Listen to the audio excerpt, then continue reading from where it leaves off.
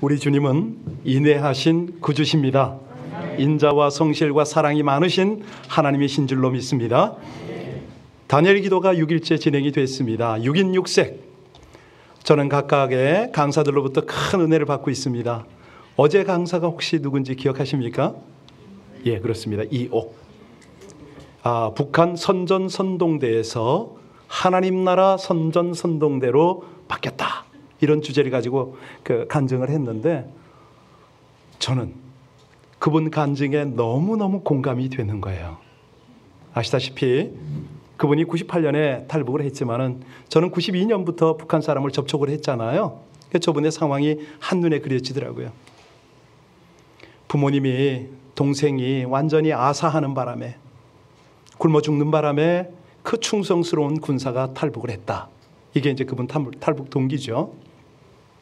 중국으로 왔는데 아빠 형제들이 마침 있어서 그 집에 들어가서 보호도 받고 나름대로 정착을 했는데 어느 날 신고를 당해서 감옥에 끌려갔고 감옥 안에서 날 꺼내줄 줄 알았는데 안 꺼내주는 바람에 죽기 살기로 철창문을 두드리다가 온몸을 피해 적시고 그때 하나님을 예수님을 만나서 은혜를 받았는데 마침내 다시 북성으로.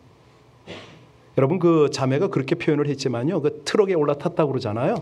보통 일이 아니었습니다. 제가 아는 거는 그때 당시에 북한 사람들은 코를 꼈어요. 손바닥 뚫었어요. 왜냐하면 코를 끼니까 철사로. 좀 징그러운 얘기인데 사실이니까. 뿌리치고 떨어진 상태로 피를 흘리면서 도망가거든요. 손을 뚫었습니다. 아주 심각했던 그런 때입니다. 자매가 결국은 거기서 누굴 만나요? 예, 마지막 트럭 실리는 상황에서 공안 국장이 따로 조사할 게 있다고 만나잖아요. 그리고 그 조사실에 갔는데 공안 국장이 뭐 했다고 그랬죠? 눈물을 뚝뚝 흘렸어요. 그리고 끌어안았대요. 왜? 자기 딸하고 너무 똑같아서.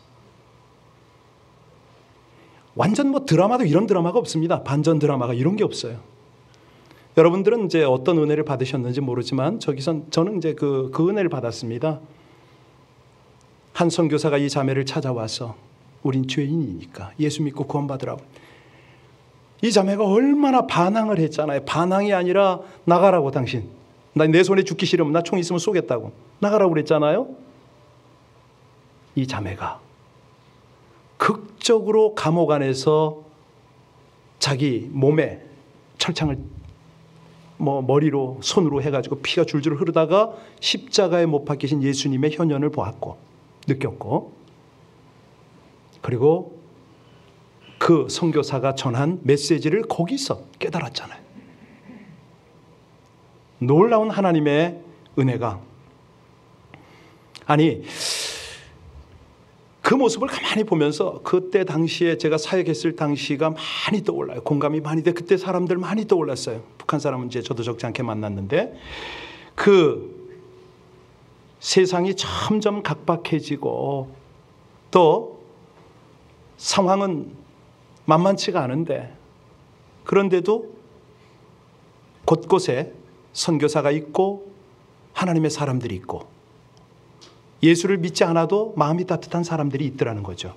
무엇보다도 이 모든 상황을 주관하시고 함께 하시는 하나님의 눈과 마음이 거기 있더라는 거죠. 여러분 우리 선조들이요 굉장한 그런 어떤 지혜를 가지고 있었습니다. 많지만 그 중에 하나를 상대를 헤아려주는 그런 마음을 뭐라고 그러죠? 사자성어로 측은지심. 무슨 말입니까? 가족, 친구, 이웃 서로 관계를 배려하고 소통하는 지혜로운 삶을 살았지 않습니까? 우리가 강사들이 간증을 듣고 또 우리 성도님들과 교제를 하면서 나 아닌 다른 사람에게 관심을 두고 따뜻한 사랑의 마음을 나누는 이런 어떤 배려, 소통의 관계를 기대하기는 쉽지가 않지요.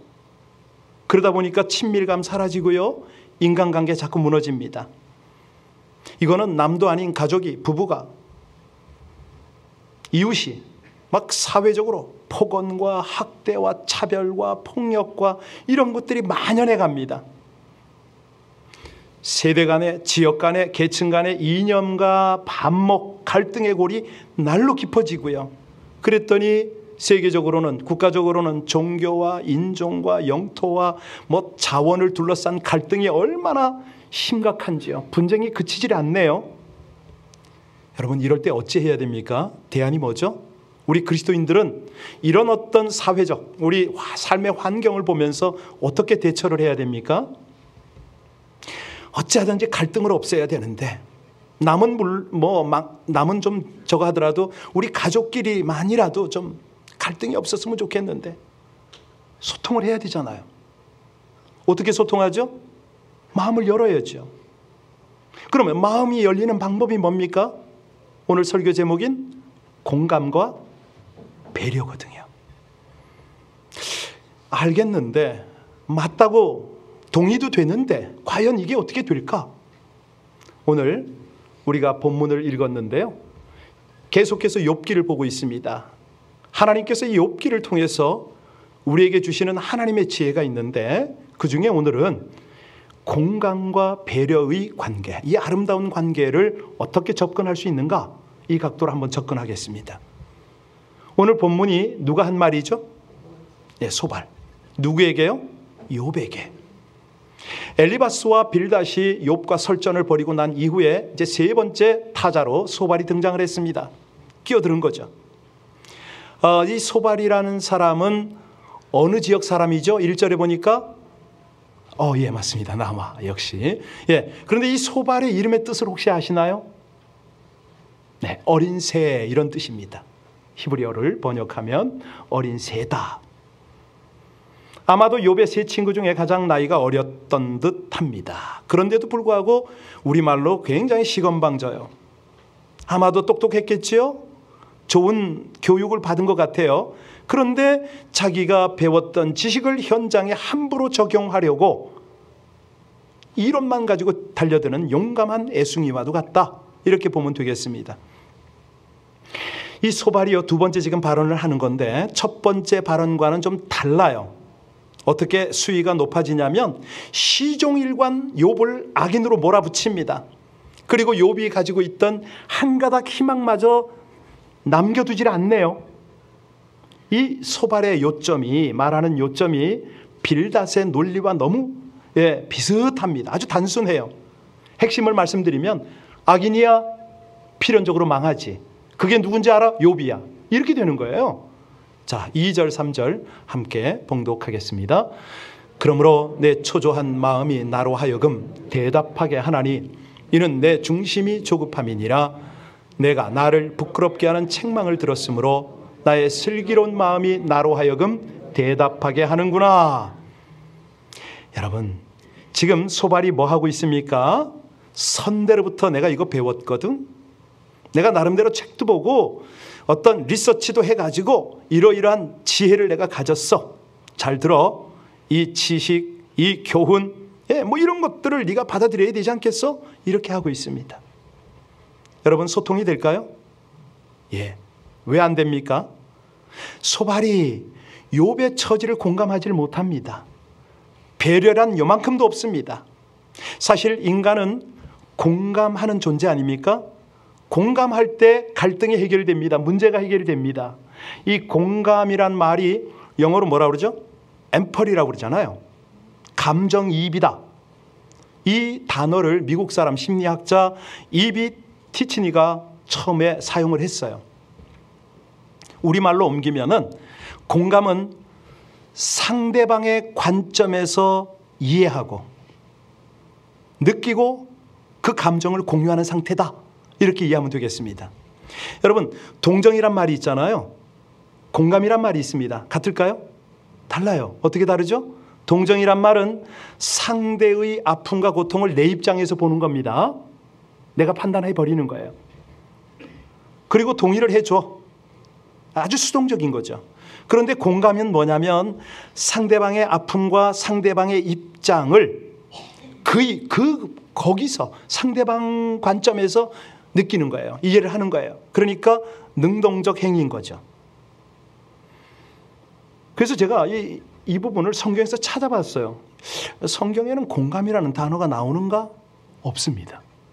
그러면 공감을 뭐라고 표현했지? 이게 그냥 뭐 우리가 지금 예배를 드리고 있지 않습니까? 무슨 뭐 철학을 강의받는 것도 아니고 뭐 세상에 무슨 뭐 특별한 지식을 나누는 것도 아닌데, 하나님 나라 성경에서는 이 공감을 뭐라고 표현하느냐 하면요, 긍휼과 자비라고 표현합니다. 멀시라고. 그러니까 세상적 공감이 비교가 되지 않는 거예요. 그래서 저는 오늘 설교 제목에다가 극진한 이렇게 표현을 했어요. 감당이 안 돼요. 하나님이 우리를 공감하고 배려하는 것은 우리가 생각하는 것으로는 미치질 못하는 거죠. 가령 이런 겁니다. 이스라엘이 애굽에서 몇 년 동안 종살이 했죠? 430년. 하나님께서 그 430년 동안 가만히 계셨을까요? 공감하셨을까요? 예. 출애굽기 3장 7절로 10절을 읽어드리겠습니다. 하나님의 마음을 느껴보시기 바랍니다. 여호와께서 이르시되 내가 애굽에 있는 내 백성의 고통을 분명히 보고 그들이 그들의 감독자로 말미암아 부르짖음을 듣고 그 근심을 알고 내가 내려가서 그들을 애굽인의 손에서 건져내고 그들을 그 땅에서 인도하여 아름답고 광대한 땅, 젖과 꿀이 흐르는 땅에 데려가려 하노라. 이제 가라. 이스라엘 자손의 부르짖음이 내게 달하고 애굽 사람이 그들을 괴롭히는 학대도 내가 보았나니 이제 내가 너를, 모세를 바로에게 보내어 너에게 내 백성 이스라엘 자손을 애굽에서 인도하여 내게 하리라. 하나님이 430년을 지켜보신 거예요. 같이 아파하신 거고요. 때가 되어서 그 백성을 이끌어내신다 이 말입니다. 그러니까 하나님의 긍휼, 하나님의 자비, 하나님의 인자, 이것은 인간이 표현할 수 있는 공감의 수준이 아닌 거죠. 극진한 공감과 배려인 것이죠. 4절 볼까요? 자, 이런 하나님이 이 4절의 말, 소발의 말을 어떻게 들으실까요? 같이 읽겠습니다. 네가 알지 못하느냐? 예로부터 사람이 이 세상에 생긴 때로부터 네가 알지 못하느냐? 야, 이거는 기본이야, 기본. 이거는 인생사의 원리인 거야. 그 원리가 뭐냐면 악인의 번영은 잔시장간이고 필경망하게 돼. 이런 전제를 말하는 겁니다. 그러니까 지금 자기 경험으로 내가 배운 지식으로 내가 전해받은 지혜로 보면은 너 뭔지 알아? 너 같은 인생은 똥이야. 7절 보겠습니다. 7절에 보면 그 말이 진짜 나와요. 7절 아까 읽으셨지만 다시 읽습니다. 자기의 똥처럼 영원히 망할 것이라. 그를 본 자가 이르기를 그가. 그러니까 똥이라는 것은 이제 뭐 그냥 그 자리 남질 않잖아요. 흩어지잖아요. 완전히 소멸되는 거거든요. 자기 경험과 지혜로 돌아볼 때 악인들은 필경 똥처럼 사라지고 8절에 보면 어떻게 돼요? 흩어지고 9절에 보면요 잊혀진다. 이게 이제 소발의 확신인 거죠. 게다가 10절에 보면요 그 자녀들이 어떻게 됩니까? 완전히 잊혀집니다. 소멸이 됩니다. 그래서 부당하게 착취한 재물은 가난한 사람들에게 보상이 될 수밖에 없다. 이런 논리를 전개하는 겁니다. 여러분 어떤 느낌이 드세요? 부분적으로 맞아요. 그런데 지금 이게 친구에게 할 소리입니까?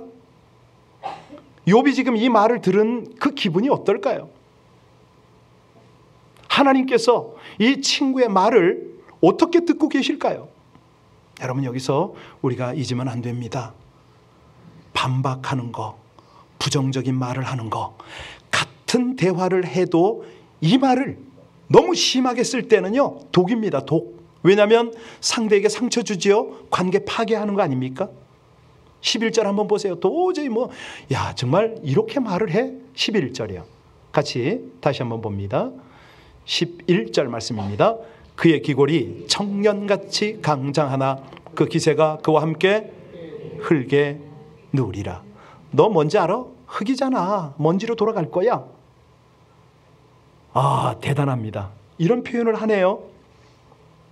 사실이요 지금 이 표현이 왜 이렇게 독이 되었다고 표현을 하냐면 욥이 바로 앞에 19장에 보면요 소망을 가졌어요.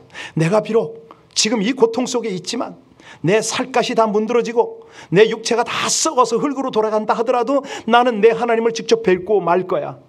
나 그 기대가 있어. 나의 대속자를 난 의지할 거야. 이걸 소발에게 얘기했거든요. 친구들한테 계속 얘기를 했는데도 마지막까지 그냥 밟아 뭉개버립니다. 그 하나 남은 희망을 짓밟아 버리는 거죠. 야, 너 같은 아기는 네가 아무리 젊었다고 자랑해? 네 기골이 청년이야? 이제 곧 흙이야. 아무것도 아닌 거야. 여러분, 이게요, 소발뿐만 아니라 앞에서 말한 빌닷도 똑같은 이야기를 한 거예요. 그런데요, 기가 막힌 게 있어요. 그들이 이런 논리를 폈는데 이 논리가 1장 10절에 나와요. 1장 10절에서 이 말을 누가 했냐면 사단이 한 거예요. 누가 했다고요? 사단이 한 말을 이 소발이 그대로 하고 있네요. 사단이 하나님께 뭐라고 그랬냐면, 에이 하나님께서 욥에게 집과 가진 모든 것을 울타리로 지켜주셨잖아요. 욥이 하나님을 경외하는 까닭에 무슨 일이든 하면은 복을 주셔서 그 소유를 땅을 넘치게 하셨지 않습니까? 사단이 이 말을 했거든요. 그런데 기가 막힌 것은 여기 빌닷이 앞에서 욥에게 그런 말을 해요. 욥이 가진 집, 그의 재물, 이런 것들, 소발이 또 그 가진 소유, 뭐 이런 것들을 쭉 얘기를 하거든요. 결국은 뭐냐면 이 소발도 빌닷도 자기도 모르는 사이에 사단의 말을 인용해가지고 그거를 가지고 친구를 압박을 하는 거예요. 여러분, 우리가요 함부로 부정적인 말을 하고 판단하고 하면 나도 모르게 어떻게 된다고요? 예, 사단의 말을 하게 된다는 겁니다. 주의해야 된다는 거죠. 여기 빌닷과 소발이 악인의 운명이라는 그 명목으로 정확하게 지금 되풀이하고 있는 셈인데요. 결국은 예, 이것이 아니 하나님 안에서 지금 대화하는 거 아닙니까? 그런데도 하나님의 사람을 욕되게 만들어버리는 거죠. 물론 부분적으로 옳은 부분이 있습니다. 지나친 탐욕에 사로잡혀서 이웃을 괴롭히고 죄를 짓는 그 사람들 상응하는 벌 받는 거, 이거는 당연하지요. 끝모르는 욕심을 가지고 가난한 이웃을 착취하는 이런 불의한 세력, 분명히 경종을 울려야 됩니다. 세상을 정의롭게 하는데 이런 원리, 논리는 다 필요합니다. 그런데요, 예외가 있는 것을 우린 인정해야죠. 여러분, 돈 잘 벌고 건강한 사람 다 착한 사람입니까? 아닐 수 있잖아요. 예, 가난하고 병들고 박탈당한 사람 다 죄 때문에 그런가요? 아니잖아요. 아니, 세상이 불시의 지진과 재해와 뭐 여러 가지 상황으로 그 착한 사람들도 어려움 당할 수 있잖아요. 그래서 우리 하나님이요, 하나님의 공의로 하나님의 섭리를 펼칠 때는 그 섭리는 너무 신비롭습니다. 우리가 감히 이해하기가 어렵습니다. 우리 하나님이 우리가 생각하는 어떤 인과 도덕률 뭐 이런 걸로 판단할 수 있는 그런 좁은 하나님이 아니시거든요. 여러분, 제가 하나님을 조금 소개해 드릴게요. 아까도 출애굽을 시키시는 하나님을 잠깐 말씀드렸는데, 사실 우리 하나님은요, 우리 선행, 우리 공로 때문에 우리를 사랑하는 것 절대 아닙니다. 우리가 뭐 허물이 없고 자격이 있어서 우리에게 은총 베푸시는 그런 하나님이 아닙니다. 조건 없습니다. 은혜와 사랑을 베푸실 때 아무 조건이 없습니다. 무엇보다도요, 우리가 절규하고 아픔과 고통 때문에 부르짖을 때 하나님이 다 듣고 계신다는 거죠. 보고 계세요. 끝까지 인도하시려고 지키고 계세요. 이게 아버지의 모습이에요. 그게 어떻게 나타나냐고요? 구체적으로 말씀드릴게요. 그 하나님이 아들을 이 땅에 보내실 때 목적이 뭡니까? 예수를 육신을 입혀서 이 땅에 성육신하게 하신 목적이 뭐죠? 전 인류를 향한 하나님의 공감 아닌가요? 하나님의 배려 아닌가요? 예수님이 오셔서 어두운 곳을, 소외된 곳을, 가난한 곳을, 그런 곳을 찾아가셨잖아요.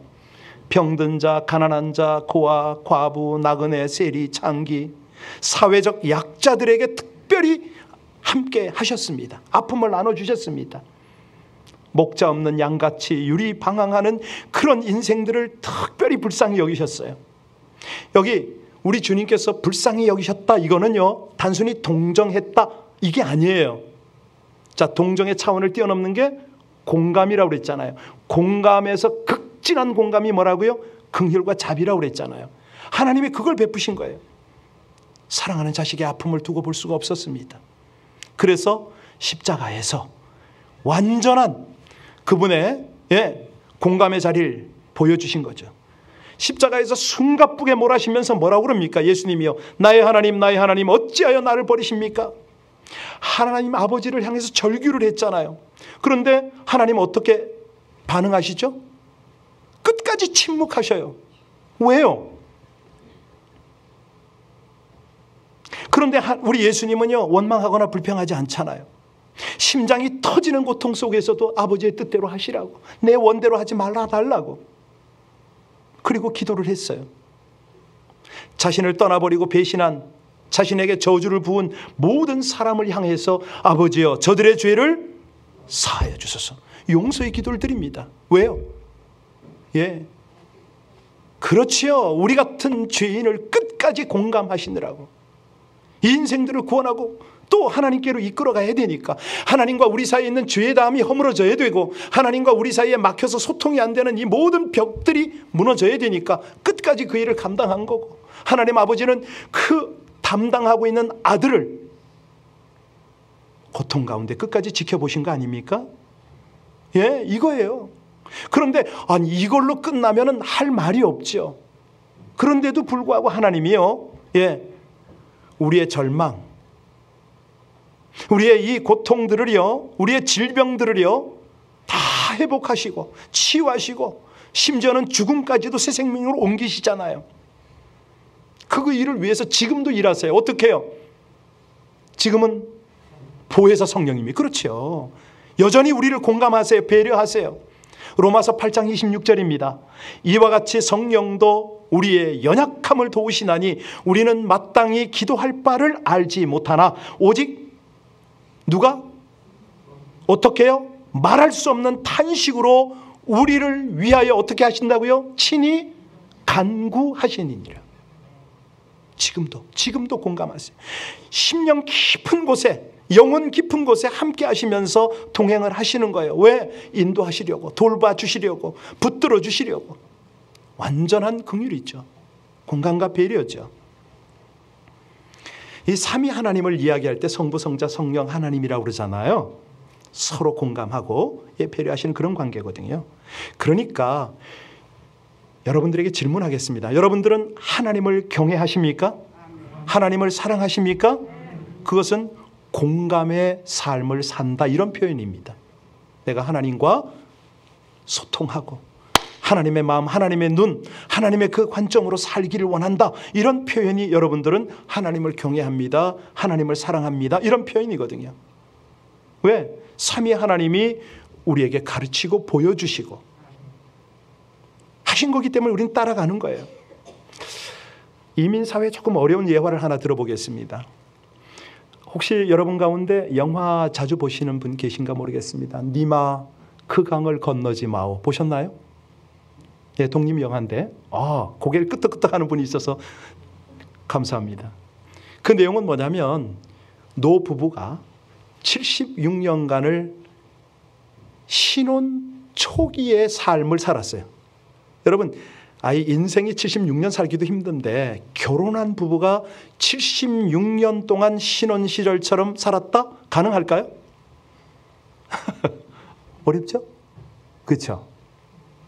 이게 어떻게 가능했냐면 할아버지가 23살 때, 그리고 할머니가 14살 때 결혼을 했답니다. 몇 살 차이입니까?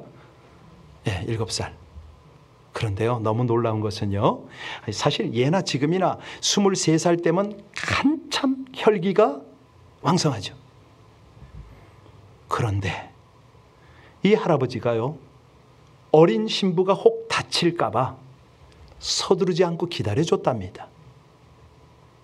그러다가 이 할머니가 17살이 되었을 때 스스로 깨우친 거예요. 부부에 대한 거를. 깨우친 아내가 남편 품에 스스로 가서 안긴 거죠. 이 말을 할머니가 영화 속에서 하거든요. 그럴 때 할머니의 말 속에는 뭐가 있어요? 할아버지의 진한 배려가, 그 고마움이 거기에 묻어나잖아요. 요즘처럼 어려운 시기에 저희 부부도 자유롭지 못합니다만은 부부 관계가 웃지 마세요. 도전이 되잖아요. 사실이요, 이 공감과 배려의 효과는 뭐냐면 상대가 슬플 때 그 슬픔을 헤아리고 기쁠 때 함께 기뻐하는 거 아니겠습니까? 그러니까 일단 공감과 배려를 위한 삶을 노력하는 그 가정, 그 관계, 그 교회는 치유와 회복이 일어날 수밖에 없는 거죠. 놀라운 변화가 일어나는 거죠. 그런데 이 좋은 걸 왜 못할까? 아니, 욥과 그 친구들은 나름대로 하나님 안에서 이 정도 깊은 신앙이 있는데 왜 그들은 안 됐을까요? 네, 내가 더 똑똑하기 때문에, 내가 더 급하기 때문에, 상대가 보이지 않기 때문에, 내가 그런 여유가 없기 때문 아닐까요?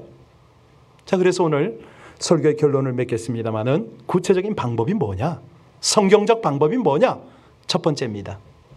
상대 입장에서 생각하는 것이죠. 쉬운 말로 주님의 눈과 마음으로 보려는 겁니다. 인간이요, 항상 자기 중심이잖아요. 자기 생각은 옳고 다른 사람은 틀렸다고 생각하기가 쉬워요. 내 중심으로 생각하고 말하고 행동하기 때문에 갈등이 일어나고 상대에게 상처를 주잖아요. TV를 보던 아내가 묻습니다. 여보, 요즘 내가 머리가 너무 많이 아파요. 왜 그런지 모르겠어요. 그때 저 같은 남편, 다른 남편 아닙니다. 저같이 못난 남편은 뭐라고 그러냐면, 아프면 병원에 가야지. 빨리 가서 검사해봐요. 전 그렇게 말해요. 근데 아내가 사실 왜 아픈지, 무엇 때문에 아픈지 좀 알아봐 달라는 거 아니에요? 근데 저는 너무 쉽게 정답을 말을 해요. 무슨 소리냐면, 머리로는 이해를 하는데 가슴으로 그 문제에 대해서 공감을 못할 때가 많다는 거죠. 바쁘다는 핑계로. 다른 생각을 막 하고 있으니까. 그래서 이 공감이라는 것은 사실은 내 입장이 아닌 상대방 입장에서 바라보고 함께 느끼는 거라고 그랬잖아요. 우리 예수님이 꼭 그러셨잖아요. 친구 나사로가 죽었을 때 어떻게 하시죠? 무덤 앞에 가서 울어요. 능력이 없어서 우시나요? 왜 우시죠? 공감하는 거예요. 함께 슬퍼하고. 그리고 그 누이들을 배려하는 거 아니겠어요? 예, 그겁니다. 이 주님의 마음으로 보는 거예요. 항상 여러분, 공감을, 배려를 잘하는 방법 첫 번째는 뭐라고요? 상대 입장에서 생각하는 거다. 두 번째는요, 상대 입장에서 말하려고 노력하는 겁니다. 듣고 말하려고. 상대 입장에서 듣고 말하려고. 이 진정한 공감은 서로에게 관심 가지고 마음의 대화를 할 때 이루어지잖아요. 그 마음의 소통이 일어나려면 잘 들어야 되지 않습니까? 상대방이 하는 말의 속뜻, 지금 무슨 마음으로, 무슨 의미로 말하는지, 이거를 심리학에서는 공감적 경청이라고 합니다. 그렇게 경청을 하라는 거예요. 그런데 요즘은 어떻습니까? 콧등을 흘려보내잖아요. 이 말 하는데 다른 대답 하잖아요. 안 들었다는 거 아닙니까? 그럴 때 이게 소통이 되겠습니까? 여러분, 영어로 듣다를 뭐라고 그러죠? 히어링하고 또 리스닝이 있죠. 무슨 뜻이죠? 히어링은 그냥 듣는 거예요. 그런데 리스닝은요? 가슴으로 들어주는 거죠. 이때부터 무슨 일이 벌어지느냐? 상대방의 입장에서 잘 들어주니까 해결의 실마리가 생기는 거죠. 먼저요, 상대가 말을 할 때 답을 찾으려고 하지 마시고요. 그 과정을 이해해 주려고 애를 써주는 겁니다. 그냥 상대방이 아파하면, 아프겠구나. 그래, 힘들지? 공감하는. 저 아까 1부 설교 끝나고 2부에 이거 적용하느라고요. 우리 손 전사님한테 이것도 적용하느라고 제가 좀 해봤는데, 상대방이요, 틀린 말을 할 때가 있지 않습니까? 가슴을 후벼 파는 말을 할 때 그때 어떻게 대해야 됩니까? 할 수만 있으면 아, 그랬구나. 아니, 다시 한번 반복을 해줘도 좋겠죠. 수용하고 공감해주고. 그때 상대방이 알거든요. 열립니다. 마음이 열려요. 변화가 일어납니다. 무엇보다도 그 말을 할 수밖에 없는 상대방의 마음이 치유가 되고 변화가 되는 것이죠. 자, 첫 번째는 어떻게 하라고 그랬죠? 상대방의 입장에서 보고, 두 번째는요, 상대방의 입장에서 듣고 말하고, 세 번째입니다. 제일 중요한데요, 겸손하게 진실성을 보여줘라. 이게 공감과 배려의 방법이라는 거죠. 그러니까 관계가 꼬이고 삶이 꼬이는 이유가 뭡니까? 서로 교만하니까, 진실하지 못하니까. 이게 부딪히잖아요. 그러니까 그 진실하지 못하면 오해 생깁니다. 불신은 또 불신을, 오해를 일으키잖아요. 결국은 갈등으로 가다가 파국으로 치닫죠. 방법은 겸손과 진실함으로 다가가는 거죠. 여러분, 욥과 그의 친구들이요, 이렇게 서로 대화했다면 어떻게 됐을까요? 하나님이 그들의 모습을 얼마나 축복하시겠어요? 지금 그들이 하는 말은 반박하고 부정하고 말에 독을 뿜어내고 있습니다. 지금 이 모든 상황을 보고 들으시는 하나님의 마음이 지금 어떨까요? 그래서 여러분에게 다시 질문합니다. 혹시 우리가 욥의 친구들의 모습으로 살아가는 것은 아닐까? 저는 일부 때 음식 배달하는 분의 예화를 들었거든요. 빗길에 배달하다가 오토바이가 넘어졌어요. 사고가 난 거예요. 늦었죠. 두려운 마음에 주소지를 찾아가서 문을 두드렸어요. 홀딱 젖어가지고 주인이 문을 엽니다. 너무 겁이 나서 죄송한데요, 늦었습니다. 음식은 돈 안 받겠습니다. 무료로 드십시오. 그랬거든요. 왜냐하면 음식이 섞여버렸으니까. 근데 집주인이 쓱 열고 한마디를 했는데 이 사람이 눈물이 픽 돌았어. 뭐라고 그랬을까요? 예, 빗길에 오시게 한 거 미안합니다. 사고가 났는데도 이렇게 성실하게 배달해 주셔서 우리 가족이 저녁을 먹을 수 있게 됐군요. 여기 음식값과 함께 약간의 돈이 있습니다. 세탁비에 쓰십시오. 이 사람이 눈물이 툭툭툭 떨어진 거예요. 그런데 아들이, 그 주인의 아들이 옆에서 그걸 보고 글을 쓴 거예요. 그래서 알려진 거예요. 아빠의 모습이 나에겐 너무 감동이었다. 직업에 이런 귀천이 있을 수가 있느냐? 라고 글을 딱 쓴 거예요. 그 사람이 믿는지 안 믿는지는 잘 모르겠어요. 이게 실화거든요. 역시 우리에게 다시 한번 질문합니다. 여러분 집에 음식 델리버리를 온 사람이 사고가 났어요. 늦었어요. 여러분 어떻게 대하실 거예요? 그 배달하는 사람이 우리의 아들이고 딸일 수가 있잖아요.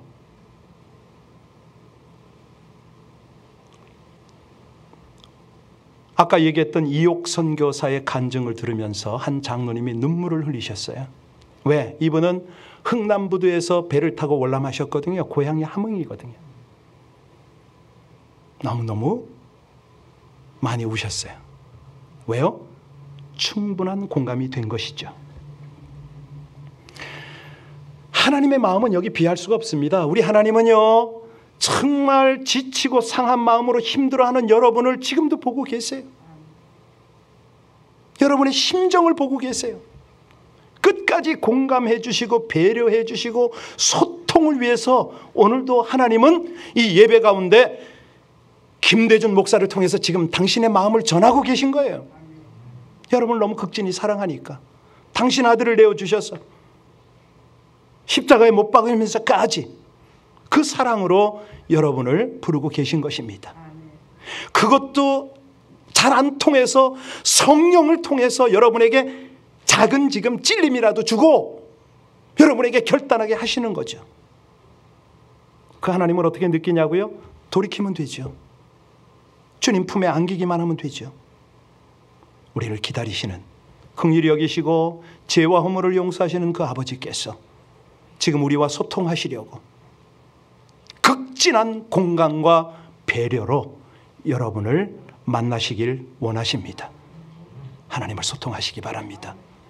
오늘 세 가지 잊지 마십시오. 상대방의 입장에서 생각하고 듣고 말하고 겸손하고 진실하게. 함께 기도하겠습니다. 하나님, 이 백성을 사랑하시되 당신의 아들을 내어주기까지 긍휼과 자비로 한없는 공감과 배려로 함께 하시는 하나님 감사합니다. 우리가 더욱더 소통의 자리로 나가기를 원하오니 하나님 성령으로 우리 심령들을 주장하시고 정말 우리가 함께 즐거워하고 함께 울고 정말 하나님이 함께 하시는 삶의 천국을 이룰 수 있도록 하나님과 소통하고 공감하고 이웃과 가족과 공감하고 배려하는 우리 모든 하나님의 사람들이 되어지게 하여 주시옵소서. 예수님 이름으로 기도하옵나이다.